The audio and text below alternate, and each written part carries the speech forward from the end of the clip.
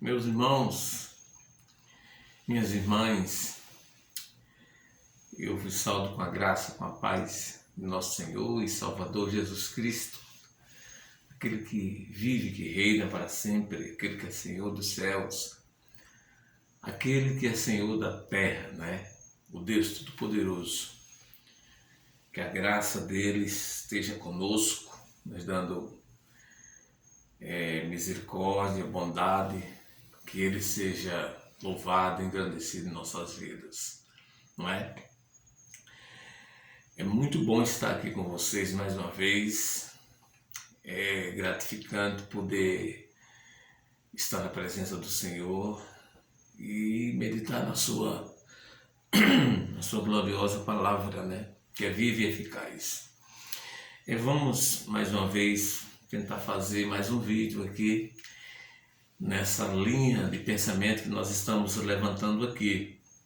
Nós estamos falando alguns vídeos atrás sobre essa trajetória de Paulo, depois da sua convenção, quando ele entra em Damasco pregando o Evangelho, até a chegada dele em Roma, na prisão, porque ele escreve uma carta aos Filipenses, no capítulo 1, verso 12, dizendo que as coisas que aconteceram com ele contribuíram para o progresso do Evangelho. Então nós estamos tentando entender essas coisas todas que aconteceram nessa trajetória aí, porque ele vai dizer que são coisas que não interrompeu aí a pregação do Evangelho, mas contribuiu. E que coisas são essas? Nós já vimos aqui, Ele foi perseguido lá em Damasco, rejeitado em Jerusalém, ele foi esquecido em Tarso. Quando ele fez a primeira viagem missionária, foi apedrejado lá em Listra. E na segunda viagem missionária, Paulo é açoitado e preso em Filipos. E nós vamos ver hoje essa questão de Paulo estando lá em Filipos. Talvez a gente não consiga ver o que aconteceu ali durante a prisão em Filipos, mas vamos ver o que aconteceu antes da prisão em que Paulo chega lá em Filipos. Veja Atos capítulo 16, verso 23, diz assim. Abra a sua Bíblia, diz lá em Atos capítulo 16, verso 23. E depois de lhe darem muitos açoites, vejam aí, depois de Paulo ser açoitado várias vezes, muitas vezes, e esses açoites aqui é com vara, é com varas, os lançaram, ou Paulo e Silas aqui, no cárcere, ordenando ao carcereiro que os guardasse com toda a segurança. Então aqui Paulo está sendo açoitado e ao mesmo tempo sendo preso em Filipos. Mas eu queria ver aqui o que aconteceu antes dele ser açoitado e encarcerado. Aconteceu pelo menos duas coisas aqui em Filipos, antes de Paulo ser açoitado e preso. O que aconteceu? Em primeiro lugar, aconteceu a convenção de Lídia, um texto muito conhecido nosso, e diz aí no verso 13, que no sábado, Paulo sai dali da cidade. Esse sábado aqui ele costumava entrar nas sinagogas para pregar, e agora ele não encontra essa sinagoga em Filipos. E parece que é um indicativo esse verso 13, aí no verso 13, olha. No sábado saímos da cidade para junto do rio, onde nos parecia haver um lugar de oração. Então parece que aqui em Filipos, esse texto nos indica que não tinha uma sinagoga judaica. Não era que não tinha judeus em Filipos, tinha sim. É que não tinha uma sinagoga em Filipos. Então Paulo procura um lugar de oração para fazer o que ele costumava fazer. Orar, ter comunhão com Deus ali. E quando ele está nesse lugar reservado, em Filipos, o que acontece? Algumas mulheres chegam ali, naquela região onde Paulo está, na beira de um rio, e diz que falamos às mulheres que para ali tinham concorrido.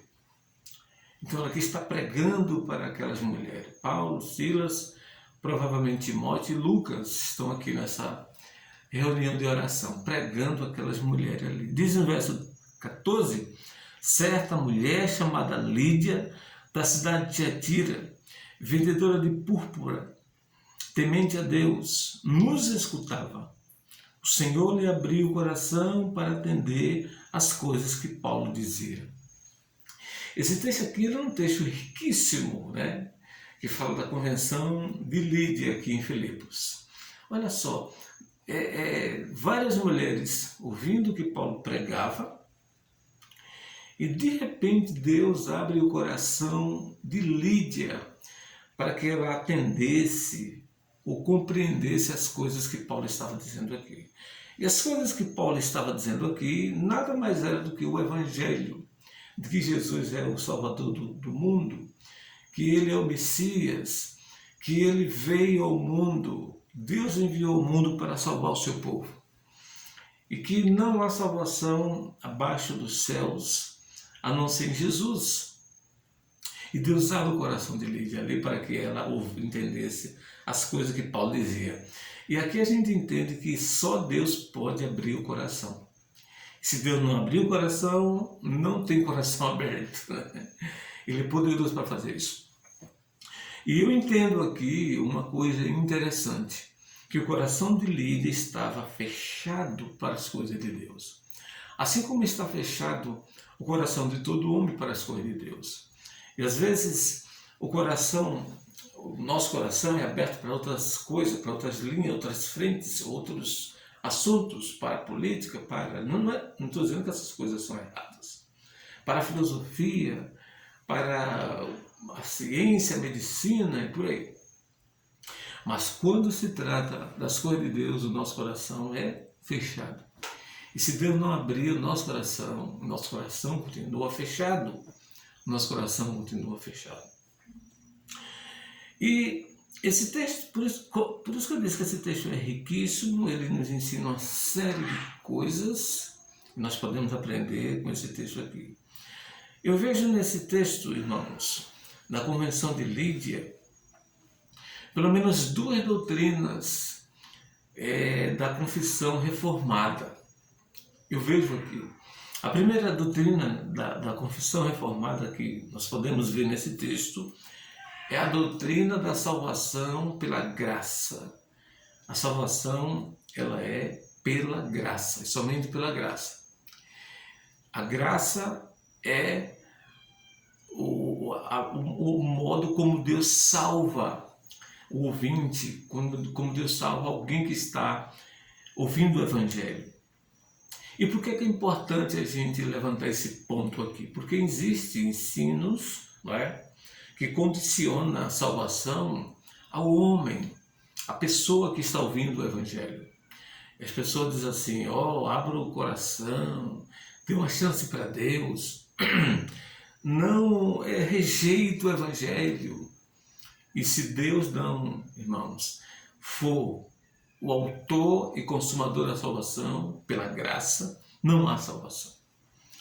E a segunda doutrina de confissão reformada que eu consigo ver nesse texto é a doutrina da soberania de Deus e a responsabilidade humana.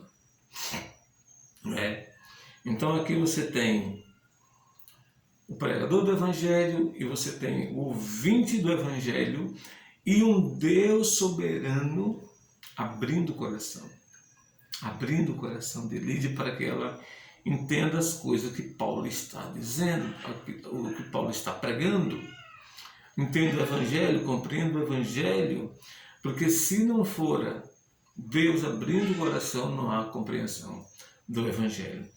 Então, um pregador pregando, o ouvinte ouvindo e Deus abrindo o coração. É a doutrina da soberania de Deus e a responsabilidade humana.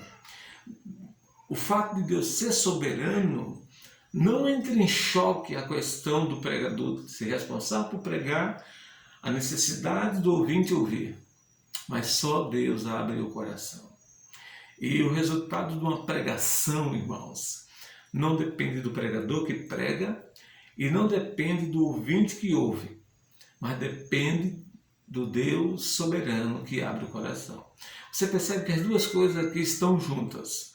O pregador é responsável por pregar, o ouvinte é responsável por ouvir, porque Deus não tira a responsabilidade também de nós ouvirmos, né? Mas se Deus não abrir o coração, não há um resultado positivo. Então Lídia aqui ouve o Evangelho, Paulo prega o Evangelho e Deus abre o coração de Lídia para que ela possa crer no Evangelho. Então hoje nós somos crentes em Jesus, acreditamos no Senhor da glória, cremos no Evangelho, porque alguém pregou para nós, nós ouvimos, mas Deus abriu o nosso coração para compreendermos o conteúdo do Evangelho e sermos salvos por eles. Aliás, por ele, pelo Evangelho, a única palavra que salva. Agora, irmãos amados, é interessante esse texto porque Lucas ele tem várias informações corretas a respeito dessa mulher aqui. Pelo menos 4 informações corretas Lucas tem dessa mulher chamada Lídia aqui. A primeira informação é que ela é uma mulher temente a Deus. E o que significa ser temente a Deus? Não é ter medo de Deus. É ter um temor reverencial ao Senhor. É ter um respeito por Ele. É saber quem é Ele, a capacidade dEle e temer a isso. E temer a esse Deus maravilhoso. Então Lídia é temente a Deus. E essa é a primeira informação que Lucas tem dessa mulher. A segunda informação que Lucas tem dessa mulher é que ela tem um nome e o nome dela é Lídia. Ela é chamada Lídia. Em terceiro lugar, ela é de Tiatira, né? Ela é daquela região da Ásia Menor lá. E Lucas vai dizer também, em quarto lugar, que essa mulher é uma empresária. Ela é uma negociante, ela é uma pessoa de posse. Ela trabalha com púrpura, trabalha com tecido. E a pergunta que nós podemos levantar aqui é: por que Lucas tem essas informações corretas a respeito de Lídia? E parece que a gente tem 2 pistas para resolver essa questão aqui. Por que Lucas sabe de tanta coisa de Lídia aqui? E a primeira pista é que Lucas ele é um investigador maravilhoso. Lucas, quando escreve o seu livro, que leva o seu nome lá, ele vai dizer no capítulo 1, e a partir do capítulo 1, que ele escreve baseado em investigação apurada dos fatos que ele tem acerca de Jesus. Ele escreve a Teófilo, mas ele vai dizer que escreveu por conta de uma investigação que fez apurada. E a segunda pista que nós temos, por que Lucas tem tanta informação de Lídia, é que depois da conversão dessa mulher, ela hospeda na sua casa. Olha o verso 15 do capítulo 16 de Atos. Depois de ter sido batizada, veja, Lídia foi batizada aqui, ela e toda a sua casa, coisa linda isso aqui, né? Que maravilhosa informação que nós temos. Ela e toda a sua casa nos rogou dizendo: se julgais que eu sou fiel ao Senhor, que creio no Senhor, entrai em minha casa. E aí, ficai. E nos constrangiu, né, a isso. Lucas vai dizer aqui. Então convida todos os servos do Senhor aqui para estar na sua casa. Aqui, no meio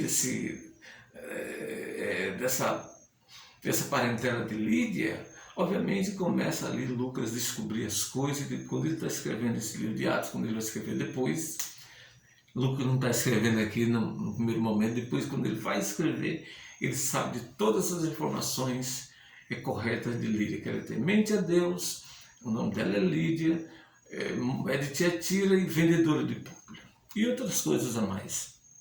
Mas, irmãos, essa história aqui, esse texto nos ensina, parece várias outras coisas, mas tem duas lições extremamente importantes que nós precisamos entender. É bom que aprendamos isso, né? E a primeira lição desse texto é que riqueza e temor a Deus não são duas coisas separadas.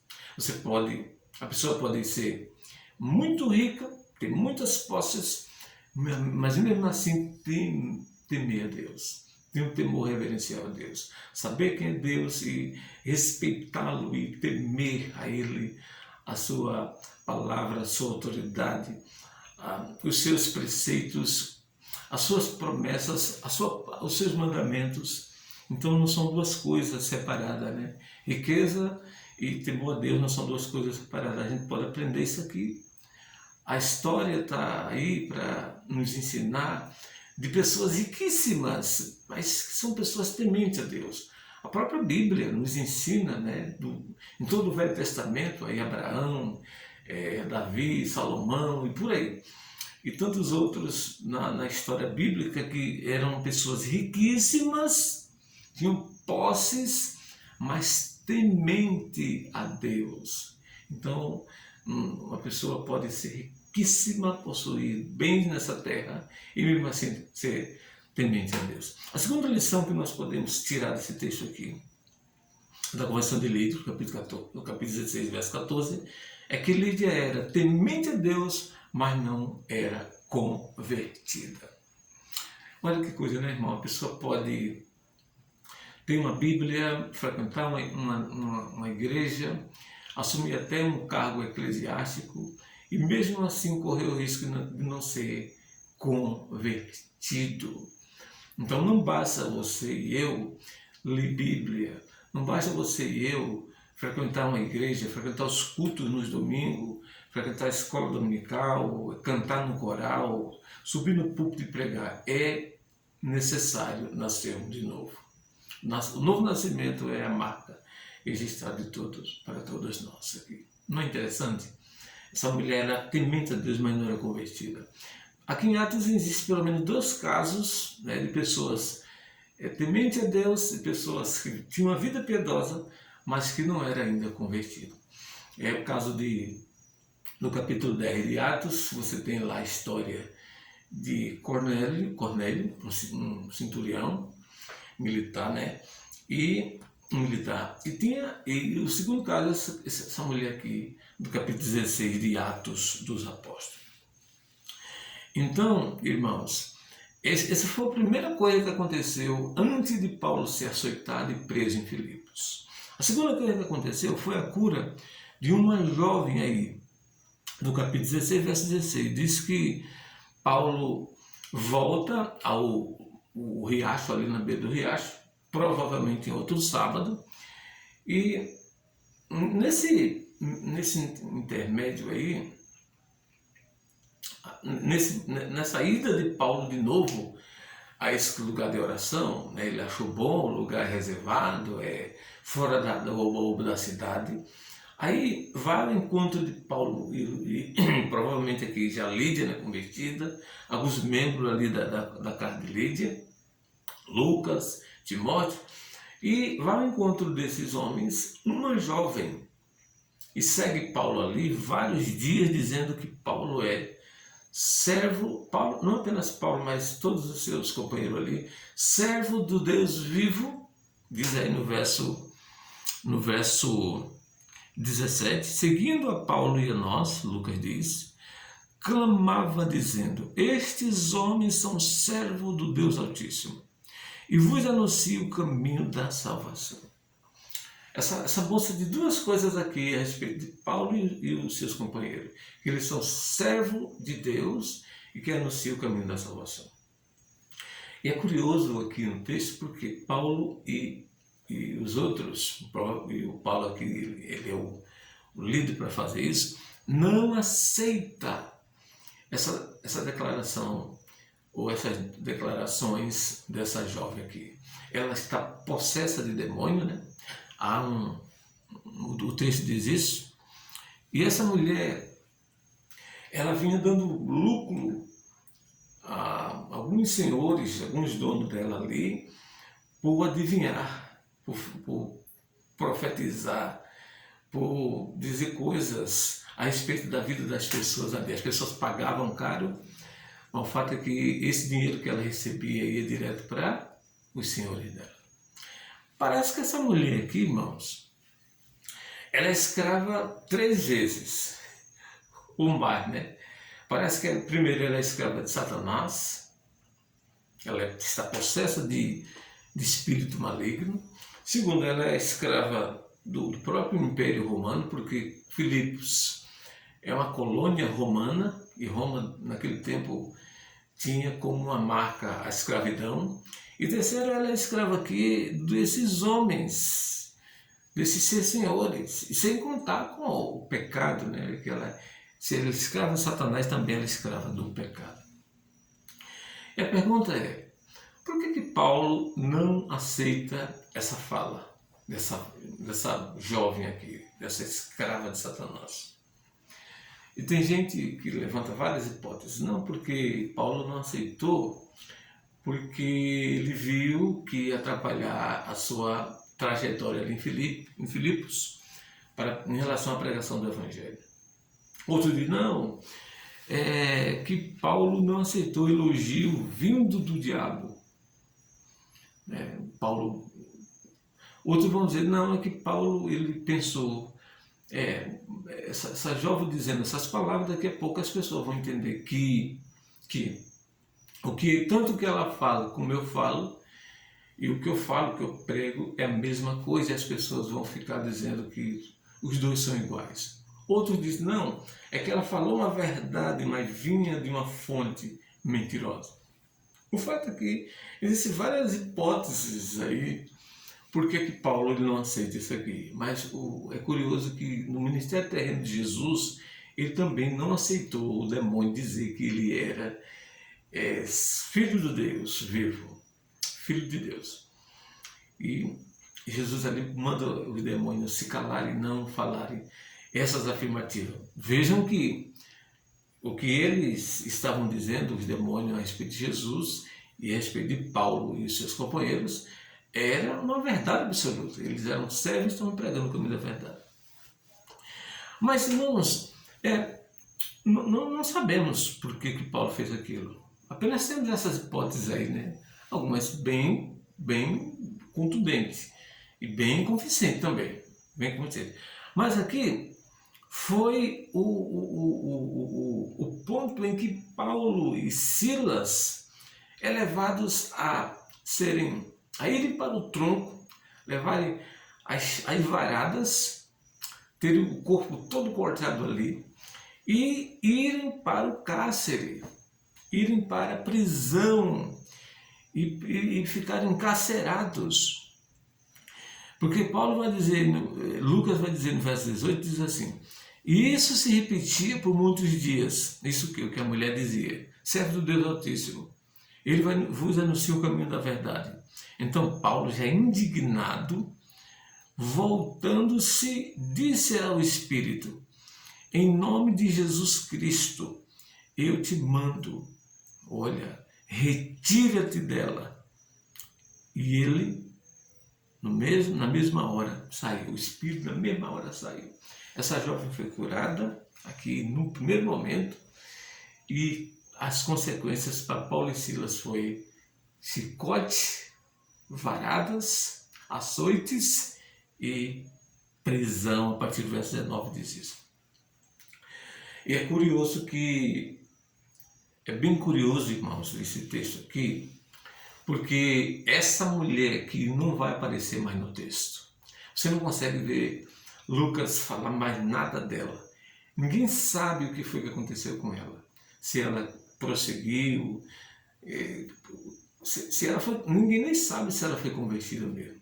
Quando você lê o capítulo todo, 16, você vai ver Lídia convertida, essa mulher curada, o carcereiro convertido, mas Lídia temos pista, porque Lídia hospeda o servo na sua casa, o carcereiro a mesma coisa, mas essa jovem aqui não temos nenhuma pista do que aconteceu com ela.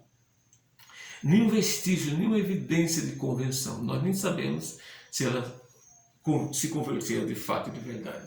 E essa tem sido a dúvida dos estudiosos. O que foi que aconteceu com essa jovem de Filipos? O fato é que foi a causa de Paulo ir para o cárcere.